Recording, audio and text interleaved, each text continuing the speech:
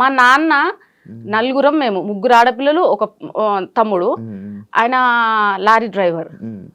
నేను పుట్టి ఇప్పుడు 32 years అవుతుందా, మా నాన్న ఒక్కరోజు రెస్ట్ తీసుకోగానే నేను చూలే, కష్టపడుతూనే ఉంటాడు. ఆయన కూడా మాకు ఇప్పటివరకు రేషన్ బియ్యం తెలియదు, మా ఇంట్లో మాకు చికెన్ తెలియదు. అంటే మా నాన్న ఫీలింగ్ ఏంటంటే చికెన్ తినేవాళ్ళు పూర్ పీపుల్. మా మటనే మా ఇంట్లో, mutton chutney, mutton curry, types of pickles అంత బాగా చూసుకున్నాడు. ఆడపిల్లలు కూడా మళ్ళీ అందరం కాన్వెంట్లోనే, పెద్దక్క చిన్నక్క గవర్నమెంట్ ఎంప్లాయీస్, వాళ్ళని మంచిగా చదివించాడు. మేము కాన్వెంట్, నాగార్జున గ్రూప్ స్కూల్స్, నేను పుట్టింది పెరిగింది అంతా వనస్థలిపురం.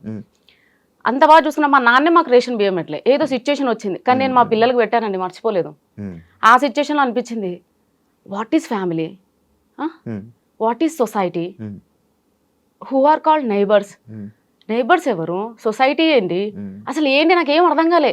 నేను చిన్న పిల్లనండి. ఇప్పుడు కొంచెం ప్రతిరోజు ఒక్కొక్క ప్లేస్కి తిరుగుతున్నా, చాలా మంది ఇన్ఫ్లుయెన్సర్స్తో ట్రావెల్ చేస్తున్నా, చాలా మంది మాట్లాడితే వింటున్నా, కాబట్టి నాకు తెలిసింది